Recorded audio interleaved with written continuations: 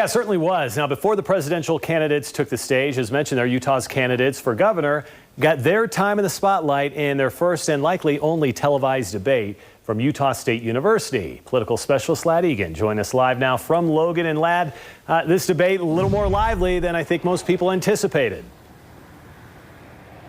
Yeah, this debate a little more aggressive and pointed than the first gubernatorial debate we had a few weeks ago. But this debate had a much larger audience. It was broadcast live on television, and it was seen as a last chance because this is the last scheduled debate between the candidates for Utah governor. Well, my question has to do with mental health. Students and journalists asked the questions to Governor Gary Herbert and his Democratic challenger Mike Weinholtz in a debate that got heated at times. Now, I don't know how he has time to do anything else other than sue the federal government.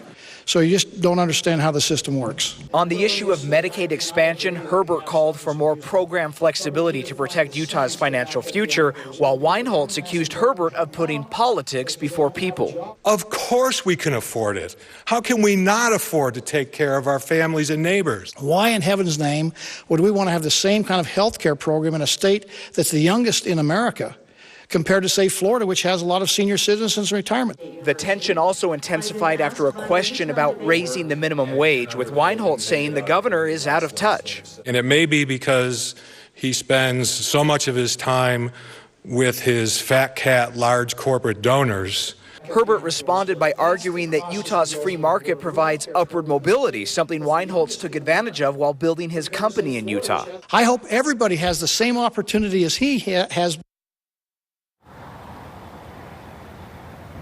Another topic in tonight's debate was the issue of Utah pushing the federal government for control of our federal lands. Weinholtz calls a possible lawsuit against the feds unwinnable, while Herbert says it's just one tactic that Utah is using to try to gain more local control of public lands. More than 30 million acres in Utah are controlled by the federal government. You know, back to you there at the studio, the issue of the presidential race did come up in tonight's debate. Both candidates were asked who they would vote for. They did say they'd vote for their party's candidate, but a much more measured response or pitch for their candidates, as both Hillary Clinton and Donald Trump have been shown to be not that popular here in Utah. Live from Logan, back to you. Yeah, certainly some